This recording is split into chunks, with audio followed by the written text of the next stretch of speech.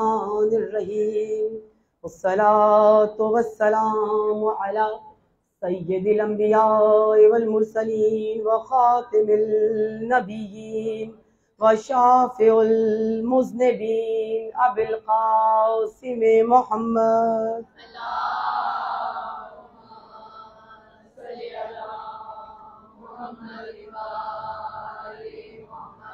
फ़क़ाला हुसैन इब्न अली अलैहिस्सलाम लकुम फ़ीही उस्वा। दूध भेजिए मोहम्मद।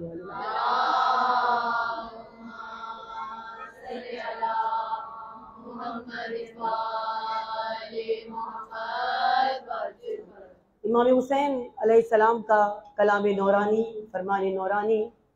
वैसे तो ये तमाम की तमाम हस्तियां उसवा हैं, हमारे लिए रोल मॉडल है, उसवा हैं।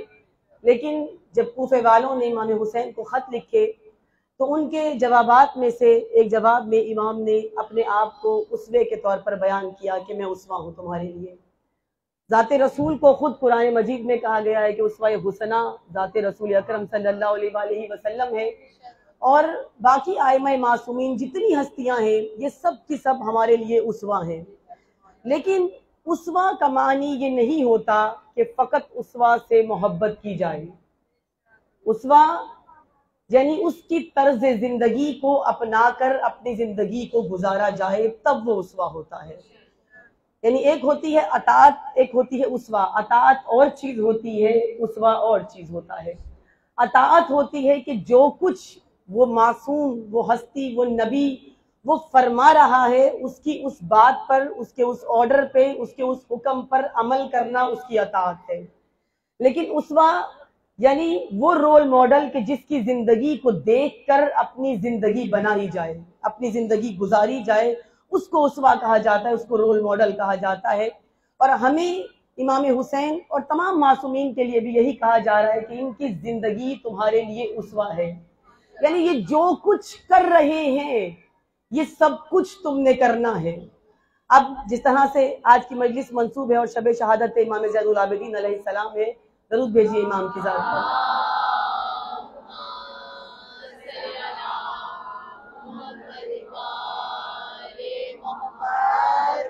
अगर हम इसी इमाम को देख लें और अपनी जात को देखें तो क्या कहीं इस इमाम का उसवा हमने अपनी जात में अपनाया है?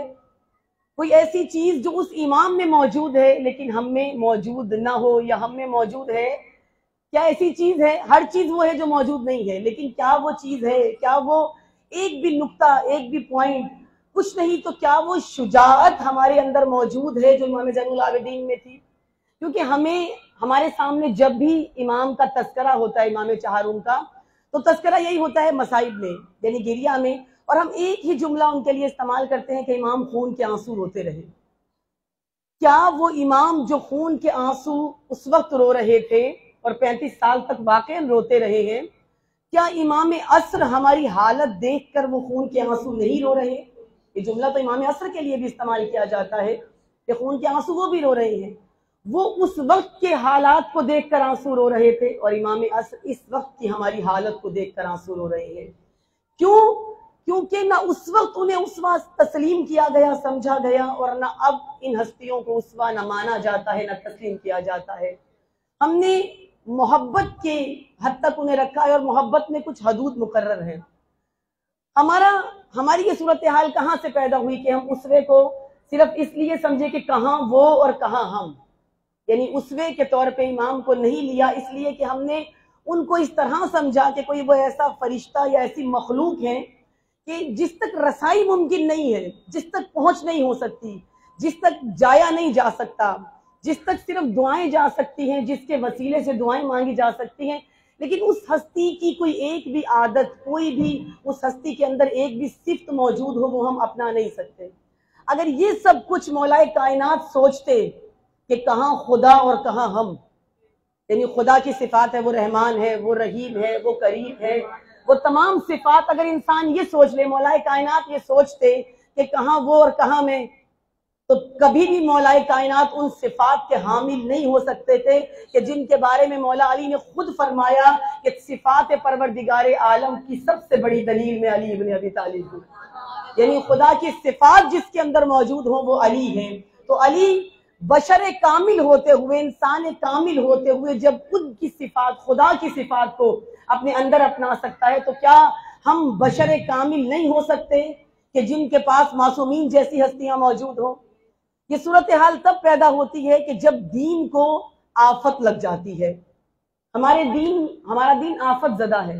अभी कुछ अर्सा पहले हुआ था ना, बल्कि अक्सर ऐसा होता है साल में 2-3 मरतबा कि चिकन को, मुर्गियों को आफत लग जाती है, यानी कोई ना कोई बीमारी ऐसी आती है, मौसम बदलता है या कुछ होता है, तो ये कहा जाता है चिकन नहीं लेना, मुर्गी सबसे ज्यादा वही खाते हैं लोग घर में, और जो फितराना देना होता है तो वो रोटी के हिसाब से दे रहे होते हैं, गंदुम के हिसाब से, और सबसे ज्यादा चिकन खाते हैं। खैर, चिकन को जब आफत लग जाती है, जब उसे कोई बीमारी लग जाती है, फिर मना कर दिया जाता है चिकन नहीं खाना, आप सब छोड़ देते हैं। क्यों छोड़ते हैं? क्योंकि वो ऐसी बीमारी है जो आपके वजूद में जाकर आपको बीमार कर सकती है। अब वो बीमारी जिससे आप बीमार होंगे, अगर आप होंगे तो फिर आपका खानवादा होगा, फिर पूरा खानदान होगा, और उसके बाद वो बीमारी शहर तक फैल जाएगी और फिर मुल्कों मुल्कों वो बीमारी जाएगी। यानी किसी भी आफत से बचने के लिए जरूरी होता है कि उस आफत का इस्तेमाल ही ना किया जाए। जिस चीज को आफत लगी हुई हो, खुद को उससे दूर कर दिया जाए। दीन में जो आफात आई कि हर किसी ने अपनी मर्जी का दीन बनाया, हर किसी ने अपनी पसंद के दीन को अपनाया, हर किसी ने दीन के पहलू को अपनी निगाह से देखा, और यहां तक कि आइमा मासूमीन की जिंदगी में से भी मैंने खुद अपनी निगाहों से ये देखा है कि इमाम के फरामीन को अपनी जात पर हम वहां इस्तेमाल करते हैं जहां पे वो हमें लगता है कि खानदान में, झगड़े में, फिसाद में, उस मजलूमियत में जहां हम खुद को मजलूम समझते हैं, हम इमाम का फरमान अपने ऊपर लगा लेते हैं। ये आफत है, ये दीन की आफत है कि जहां कहीं हमें अपने मद्दे मुकाबिल को नीचे दिखाना हो, हम स्टेटस पर सबसे पहले इमाम का वो फरमान लगाते हैं कि हम हक पर हैं और तुम गलत हो। यानी दीन का इस्तेमाल कहाँ हो रहा है? आफात के लिए। आप अपने खानदान की आफात खत्म अपने आप से कर सकते हैं, लेकिन आप उसके लिए आइमा मासूमीन के फरामीन लगाते हैं। गोया कि हम दीन की आफतों में मुब्तला हैं, और दीन को जब आफत लग जाती है, हम जैसे लोगों की दीन को जब ये बीमारी लग जाती है, दीन में जब ये बीमारियां आ जाती हैं, तो ये नहीं होता कि दीन को छोड़ा जाए कि जैसे आप चिकन को छोड़ देते हैं, बल्कि जो वजह होती है आफत की, जो असल हकीकत होती है आफत की, उस आफत को तलाश किया जाता है, और उस आफत को तलाश करके उसको दीन में से बाहर निकाला जाता है। इस वक्त जो दीन की आफत है, इस वक्त जो दीन को आफत लगी है, उसके लिए हमारा साहिबे बसीरत होना जरूरी है। और सबसे बढ़कर दीन की आफात के वक्त जो इमाम हुसैन खत के जवाब में फरमा रहे हैं कि मेरी जात उसवा है, यानी मुझे अपनाओ, जो अमल मैं कर रहा हूं उसके मुताबिक तुम अपनी जिंदगियों को ढालते चले जाओ, मुझे उसवा समझ के मेरा तर्ज हयात अपनाओ, तो तमाम आफात से दूर रहोगे। यानी दीन में यजीद जैसी बीमारी लग चुकी है, दीन में यजीद जैसी आफत आ चुकी है। अब यजीद जैसी आफत से बचने के लिए क्या करना होगा? क्या कूफियों की तरह घर में छुप के बैठ जाएं? क्या हम अपनी नमाजें पढ़ते रहें, अपनी इबादत करते रहें, अपने रोजे रखते रहें, अपने हज अंजाम देते रहें, अपने उम्रे अंजाम देते रहें, अपनी तमाम इबादत करते रहें और यजीद बरसर इक़्तिदार रहे? नहीं। इमाम हुसैन का उसवा क्या कहता है? ये तर्ज जिंदगी कहता है कि जब दीन पर यजीद जैसी आफत आ जाए, तब हुसैन इब्ने अली बनकर खड़े हो जाओ, तब इस उसवे को अपनाओ, इस हस्ती को अपनाओ, ताकि दीन में इस आफत को निकाला जा सके। और यही अल्लाहु अकबर, या रसूल अल्लाह,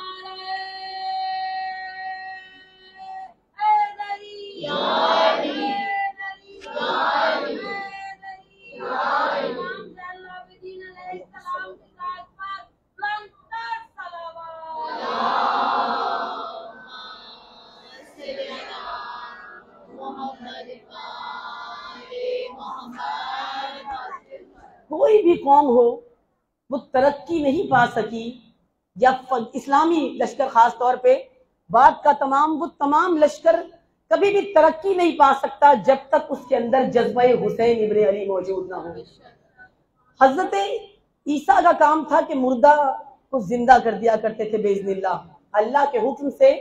ये मैंने पूरी तमहीद इमाम ज़ैनुल आबिदीन तक लेके जाने के लिए बांधी है कि मुर्दे को जिंदा, हजरत ईसा के पास ये मौजज़ा, ये इज़्न दिया था खुदा ने कि वो मुर्दे को जिंदा कर देते थे। यानी जिसके अंदर से रूह निकल चुकी है उसके अंदर दोबारा रूह को दाखिल कर दिया करते थे अल्लाह के हुक्म से।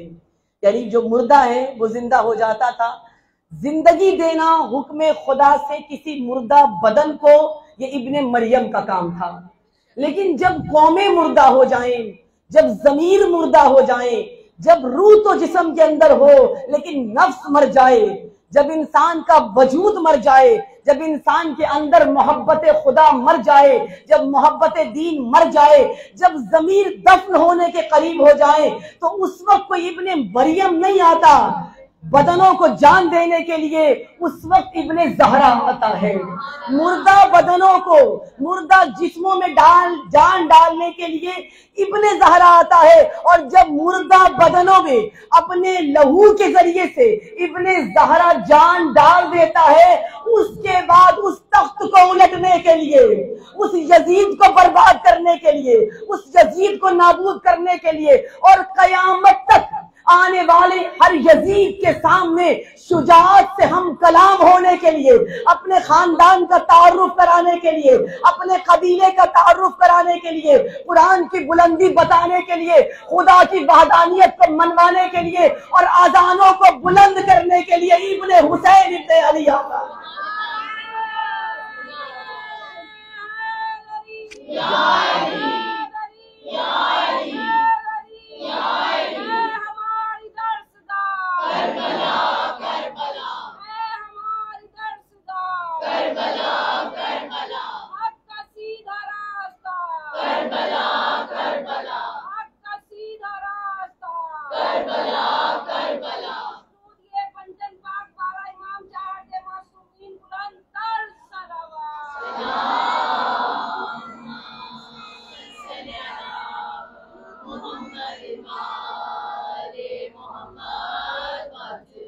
ये इमाम ज़ैनुल आबिदीन की जिंदगी, ऐसा उस्वा दिया है। हम ये समझते हैं कि अगर कोई हम पे जुल्म ढा रहा है तो ढाने दो, जुल्म ढाता जाएगा और खामोशी से बैठ जाओ। इमाम ज़ैनुल आबिदीन ने बताया कि कोई कितना ही जुल्म तुम पे ढाता रहे लेकिन खामोश नहीं होना, और जहां जरूरत है वहां पर बोलना जरूर है। और जहां जिस जुमले की, जिस लफ्ज की, जिस चीज की जरूरत थी, अगर आप इमाम ज़ैनुल आबिदीन की जिंदगी देखें कि करबला से पहले तक जो कुल दौर जो इमामत का है, 61 हिजरी में इमाम ज़ैनुल आबिदीन अलैहिस्सलाम को इमामत मिली है 10 मुहर्रम को, जब इमाम हुसैन जा रहे थे कि तमाम राज इमामत इमाम ज़ैनुल आबिदीन को दिए। यानी 61 हिजरी में 10 मुहर्रम को इमामत मिली है और 95 हिजरी 95 हिजरी में जहर दिया गया है इमाम को। यानी 35 साला इमामत है इमाम ज़ैनुल आबिदीन अलैहिस्सलाम की। और 35 साला इमामत से अगर पहले देखा जाए, यानी करबला से पहले, आपको ज्यादा फरामीन नहीं मिलेंगे, इमाम का ज्यादा कलाम नहीं मिलेगा, इमाम की ज्यादा गुफ्तगू नहीं मिलेगी। अब हम ये सोचते हैं हम तक पहुंचा नहीं है, नहीं, बल्कि ये भी उसवे का एक पहलू है कि जब एक हुज्जत मौजूद हो, हुसैन इब्ने अली जैसा इमाम मौजूद है, ना बाबा की हैसियत से, ना बाप की हैसियत से, बल्कि इमाम की हैसियत से, जब एक हुज्जत मौजूद हो, जब एक इमाम मौजूद हो, तो इमाम, दूसरा इमाम यानी आने वाले वक्त का इमाम अपने वजूद का इजहार नहीं करता। इमाम कहीं कुछ नहीं फरमा रहे क्योंकि हजरत इमाम हुसैन अलैहिस्सलाम मौजूद है। लेकिन 10 मुहर्रम के बाद जो कुछ इमाम ज़ैनुल आबिदीन का मिलता है वो कमाल मिलता है। जिंदगी गुजारने के लिए अगर फकत इमाम ज़ैनुल आबिदीन के वो खुतबात सुन लिए जाएं, वो कलाम सुन लिया जाए, वो जिंदगी देख ली जाए, तो हमारी जिंदगी बड़ी आसान हो जाएगी, हम आफात से महफूज हो सकते हैं। इमाम ज़ैनुल आबिदीन ने जो अपनी जिंदगी को उसवा बनाया, ये सब जानते हैं कि इमाम को दरबार में लेके गए जब यजीद के, तो इमाम ने खुतबा दिया था। इसके सामने मैं ज्यादा वक्त नहीं लूंगी आज आपका इंशाअल्लाह। इमाम ज़ैनुल आबिदीन ने जो उनकी जिंदगी के उसवे का पहलू बता रही हूँ कि इमाम जब यजीद के दरबार में गए, इमाम ज़ैनुल आबिदीन ने खुतबा दिया और खुतबा आप सबने कई मरतबा सुना हुआ है, वो सबका ज़बान ज़दे आम खुतबा है कि अल्हम्दुलिल्लाह कुछ तो है कि कोई फजाइल में ही सही कुछ तो है कि जो कहा जा सकता है कि हमारे लोगों के पास तो कुछ जुमले उनके मौजूद है, तो पूरा खुतबा तो नहीं लेकिन कुछ जुमले मौजूद हैं कि जब एक खतीब मिंबर पे खुतबा दे रहा है और लान कर रहा है नाउज़ुबिल्लाह मौलाए कायनात पर और बुरा कह रहा है अहले बैत को, और बहुत बुरा कहा उसने और सुनने वाले सुन भी रहे हैं, यानी रोकने वाला कोई रोकता नहीं है। उस वक्त इमाम ज़ैनुल आबिदीन ने एक जुमला कहा था कि तूने बंदों को राजी करने के लिए खुदा को नाराज कर दिया है। यहाँ बंदों की रजा जरूरी नहीं है। अब पहला उसवा क्या मिलता है इमाम की जात से, माजरत के साथ यहाँ कहूंगी, लेकिन पहला उसवा क्या मिलता है कि बंदों को राजी करके मिंबर पे पढ़ना ये लाजिम नहीं है। बंदों की रजा लेकर और खुदा को नाराज कर दिया जाए और हम कहें कि आपको जो पसंद है वो बयान किया जाए, नहीं। उसवाए ज़ैनुल आबिदीन ये कहता है कि जो खुदा को पसंद है वो बयान किया जाए, अगर इंसान नाराज होता भी है तो हो जाए। पहला उसवा इमाम की जिंदगी का पहला जुमला बता रहा है कि कौन खुदा को नाराज कर रहा है और कौन खुदा को राजी कर रहा है। और फिर दूसरा जुमला कहा, यजीद अगर इजाजत हो, मैं खुतबा नहीं पढ़ूंगी, यजीद अगर इजाजत हो तो मैं इन लकड़ियों के ढेर पर कुछ कह सकता हूं।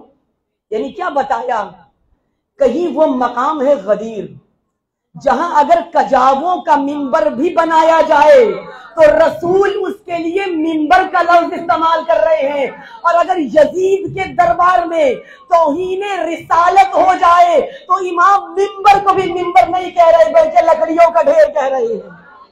यानी यहां इमाम का उसवा क्या कहता है कि लकड़ियों का ढेर है। और फिर इमाम ने क्या फरमाया, इमाम ने जब लकड़ियों के ढेर पर जाने की इजाजत नहीं दी जा रही इमाम को, यहां उसवा क्या कहता है, एक शख्स ऐसा है कि जो जंजीरों में जकड़ा हुआ है, हाथ में बेड़ियां हैं, हथकड़ियां हैं, पांव में बेड़ियां हैं, गले में भारी तोक है और गर्दन उस तोक के वजन से झुकी हुई है, न तीर है न तलवार है, कुछ भी नहीं है उस हस्ती के पास। लेकिन वो हस्ती क्या चाहती है, मैं कलाम करूं।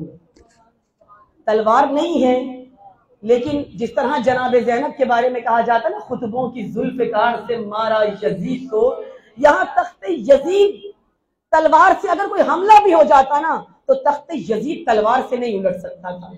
यहाँ तख्ते यजीद नेज़ों से नहीं उल्टा जा सकता था। यहाँ जरूरत किस चीज की थी, यहाँ इमाम सैयद सज्जाद अपनी हयात से बता रहे हैं, यहाँ तलवार की जरूरत नहीं है, यहाँ लश्कर की जरूरत नहीं है, यहाँ तीरों की जरूरत नहीं है, यहाँ मेरी जबान की, मेरी गुफ्तार की जरूरत है, यहाँ अली के लहजे की जरूरत है, यहाँ अली की फसाहत की जरूरत है, यहाँ अली की बलागत की जरूरत है।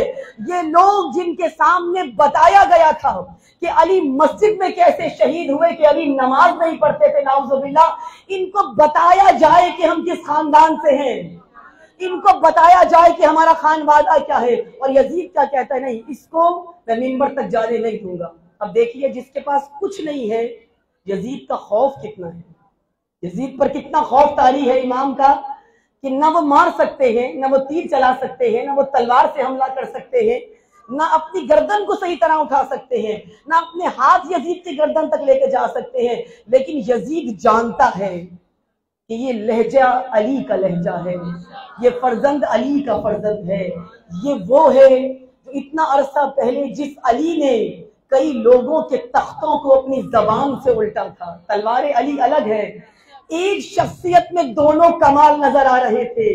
अली वो एक शख्सियत है जिसमें दोनों कमाल है, जुल्फ़िकार से जंगों को फतह करते आए हैं और जबान से दिलों को फतह करते आए हैं, किरदार से दिलों को फतह करते आए हैं।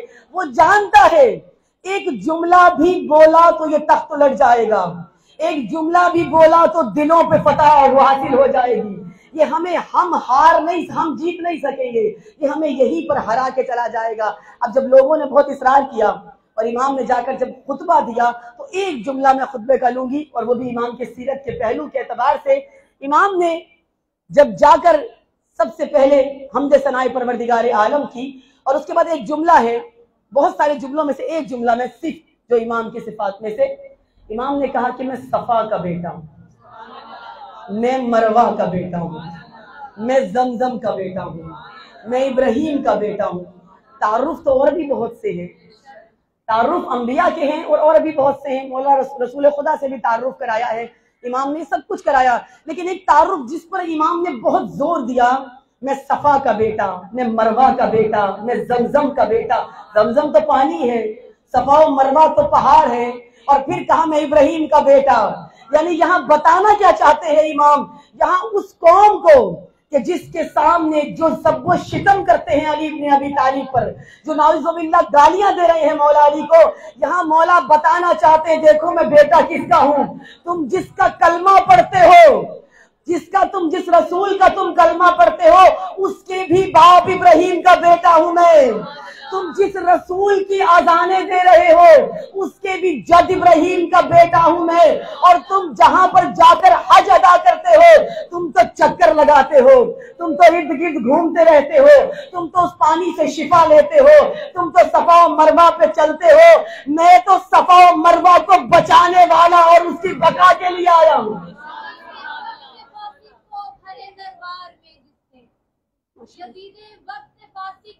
भरे दरबार में जिसने बंधे हाथों से मारा है, उसे सच्चा बेशक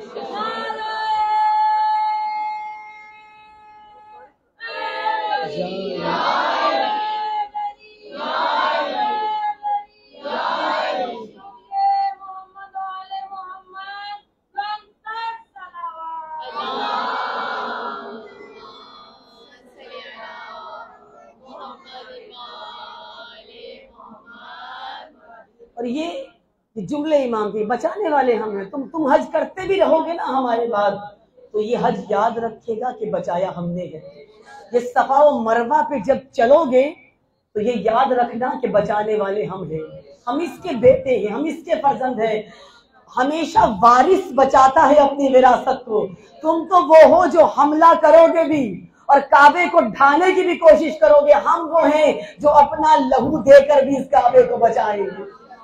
इमाम यहाँ अपना उसवा बता रहे हैं। और उसके बाद अब वो जुमले आपने शायद तारीख शायद जिन्होंने पढ़ी होगी और जिन्होंने नहीं भी पढ़ी, एक चीज याद रखिएगा, यजीद ने जब इमाम हुसैन ने सफर बांधा था, तो यजीद ने सबसे पहले अपने मदीने के हाकिम से कहा था कि हुसैन इब्न अली से बैयत लेना। यही थे ना जुमले कि बैयत लेनी है हुसैन से, और अगर बैयत ना करे तो कत्ल कर देना। पहली कोशिश मदीना में हुई कत्ल की, दूसरी कोशिश हज के एहराम में खंजर लेकर मक्का में हुई, और उसके बाद मैदान करबला में तो शहीद कर ही दिया गया। लेकिन बारहा कोशिश हुई। लेकिन पहली चीज ये थी कि जब हुसैन आए तो उससे बैयत लेनी है। मौला हुसैन इब्न अली के फर्जंद से बैयत का मुतालिबा हुआ। मौला हुसैन ने इनकार किया और मौला हुसैन चल पड़े। ये अभी यजीद खुद नहीं है मदीने में, मेरे साथ है ना, आप थक तो नहीं।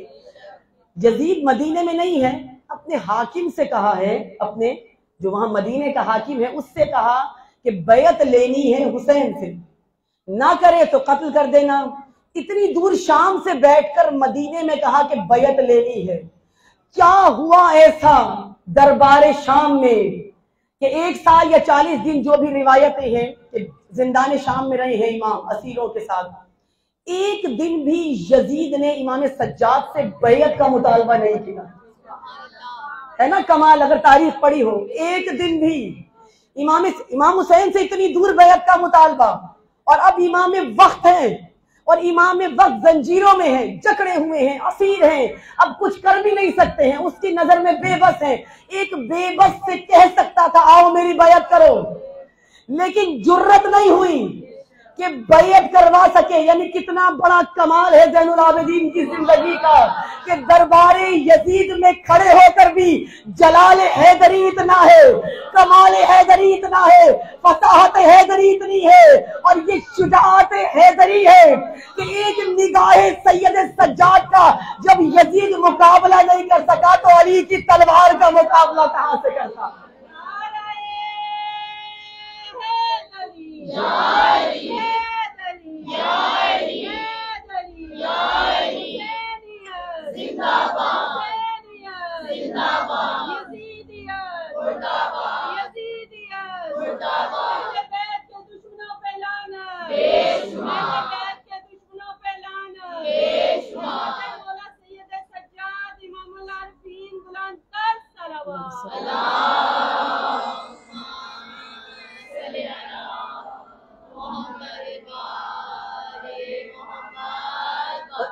मसले का एक आखिरी पहलू इसी दरबार अजीज में बयान करना चाहूंगी। इमाम सैयद सज्जाद का खौफ इतना है, हैबत इतनी है कि यजीद इमाम से बैत नहीं ले सका।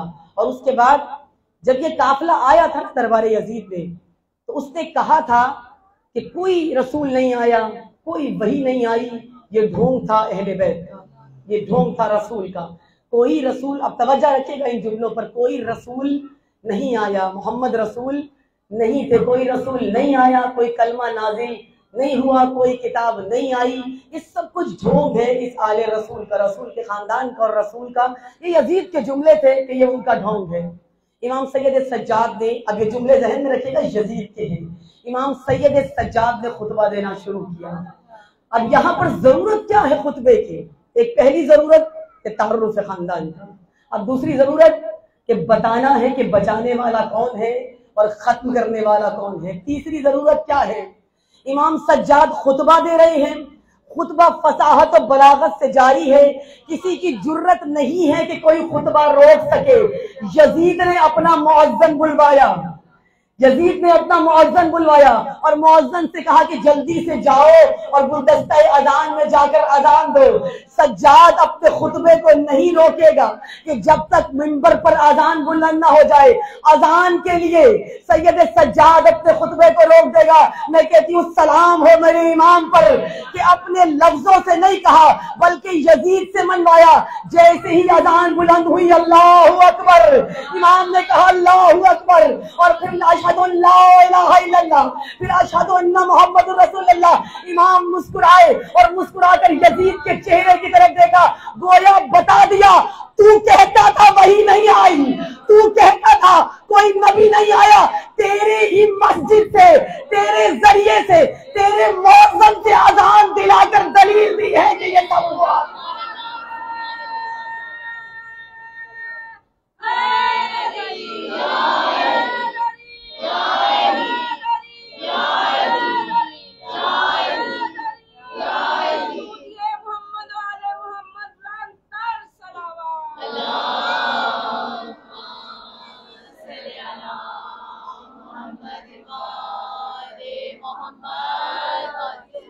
बिस्तर जो मखमली था उसे खार कर दिया। बिस्तर जो मखमली था यजीद का, बिस्तर जो मखमली था उसे खार कर दिया। सोना फिरौन शाम का दुश्वार कर दिया। जालिम की नींद बांध ली जंजीर पा के साथ, जालिम की नींद बांध ली जंजीर पा के साथ। सज्जाद ने यजीद को बीमार कर दिया। जरूर भेजिए मोहम्मद वाली।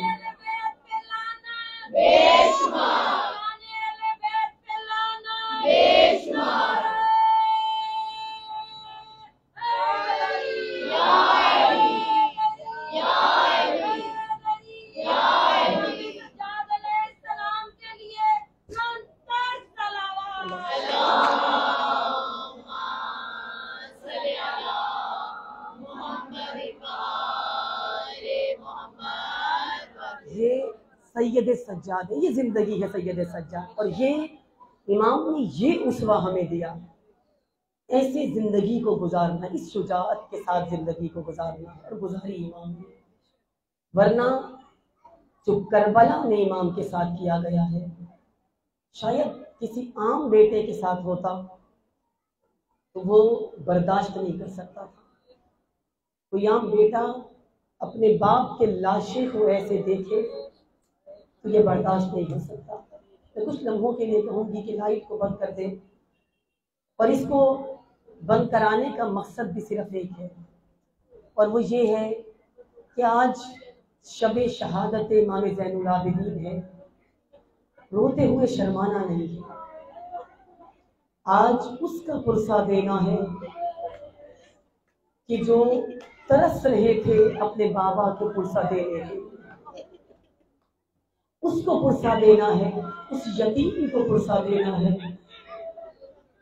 कि जब हमारे यहाँ दस्तूर है ना, पग बांधी जाती है यतीम को, बड़े बेटे को सीने से लगाया जाता है, बड़े बेटे को उसकी यतीमी का पुरसा दिया जाता है।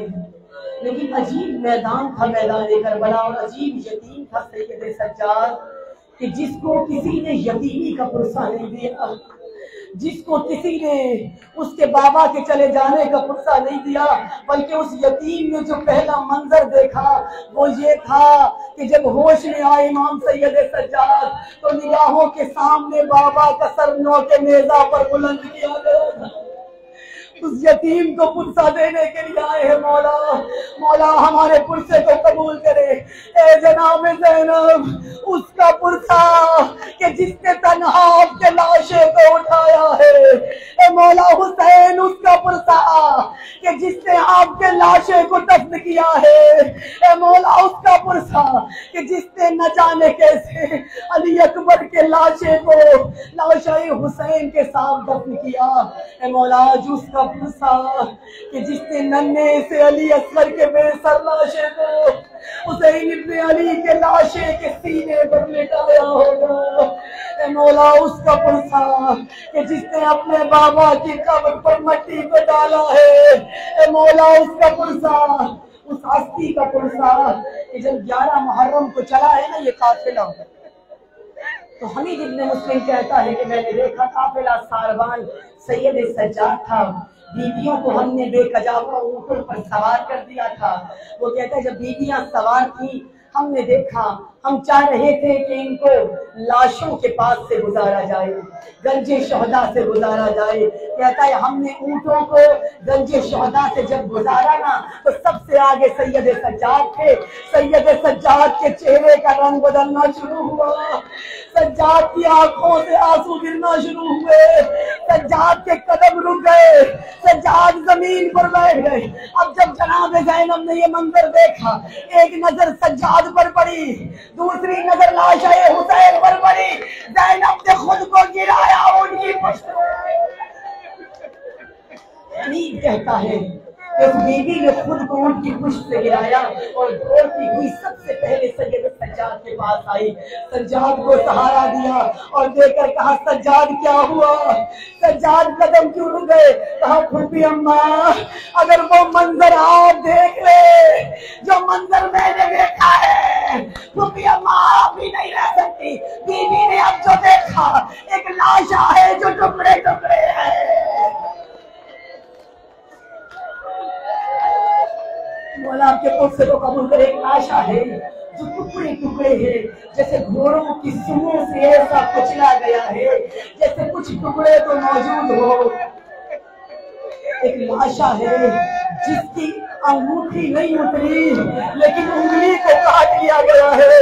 एक लाशा है जो बेटा अपनी निगाह से देख रहा है, जब जिसम कमर बंद नहीं उतरा तो हाथ को काट लिया गया है। एक ऐसा लाशा देख रहा है। अब वो बेटा क्यों परेशान ना हो। ऐसे ऐसे मोड़ों से गुजर कर सैयद सज्जाद जब बाजार में पहुंची है ना तो बाजार में देखा तमाम बीवियों की एक सदा बुलंद है, वाह मोहम्मदा वाह अलिया वाह हुसैना। जब ये सदा रसूल के सहाबी ज़ैद ने सुनी ना, सहाबी रसूल मौजूद है बाजार में, और जब ये सहाबी ने सदा सुनी तो सुनकर कहता है कितना अजीब काफिला है, कितने अजीब असीर हैं। जब कोई असीर होकर आता है तो अपने प्यारों का नाम लेता है। ये मेरे रसूल का नाम क्यों ले रहे हैं, ये मेरे मौला का नाम क्यों ले रहे हैं, ये अली का नाम क्यों ले रहे हैं। काफिले के करीब गया, इमाम सैयद सज्जाद को कहता है ए असीर मेरा सलाम दो। मौला सैयद सज्जाद ने सर को उठाया, बहुत दिनों बाद किसी ने सलाम किया। इमाम सैयद सज्जाद ने निगाह को उठा के देखा और कहा कि आप कौन हैं? कहा कि मैं रसूल का सहाबी ज़ैद हूँ। इमाम सैयद सज्जाद ने आया मबद्दत को पढ़ा, कहा ये तो रसूल की अहले बैत के लिए थी। फिर इमाम सैयद सज्जाद ने आया तत्हीर को पढ़ा, कहा ये तो मेरे रसूल पे तब नाज़िल हुई थी कि जब अहले बैत रसूल की चादर में थे। मौला कुरान की आयतों पे आयतें पढ़ रहे हैं। अब सहाबी बेकरार हुआ और कहा बताओ तुम कौन हो? मौला सैयद सज्जाद ने कहा अच्छा ये बता कि तेरे रसूल के खानदान से कोई जिंदा है? कहा हाँ क्यों नहीं, मेरे रसूल का बेटा जिंदा है, मेरा आका हुसैन जिंदा है। मौला फरमाते हैं अगर नजर आए तो क्या रसूल के बेटे को पहचान लेगा? कहा हाँ क्यों नहीं पहचानूंगा, मैंने अपनी गोद में खिलाया है, मेरे सामने जवान हुआ है, मैंने खुद रसूल के दोष पर देखा है। मौला सज्जाद कहते हैं अच्छा ये बात है तो देख नौ के नेजा पर वो सर जो सबसे बुलंद है उसको पहचान, वो मेरे बाबा हुसैन है। एक मरतबा तड़प गया है मेरे आका हुसैन। मौला ये आलम कैसे आया, मौला ये आलम कैसे आया, मौला इतनी गुर्बत। और फिर सवाल किया, एक अजीब सवाल जिससे सैयद सज्जाद तड़प जाते थे। सवाल करके कहा मौला ये जो बेरिदा बरीदियां थे, मौला ये जो बेकजाबा ऊंट पर सवार है, मौला ये बीबियां जिनके चेहरों पर लहू है, जिनके कपड़े खस्ता है, जिनके बदनों पे खाक है, ये कौन साथ है? इमाम कहते हैं ये अली की बेटियां है, ये अली का खानवाला है, ये मोहम्मद के घर। आखिर चला मौला आपके पुरसे को कबूल करिए, हक है, ये शबे शहादत ज़ैनुल आबिदीन है, ये हक है रोने का बाखुदा।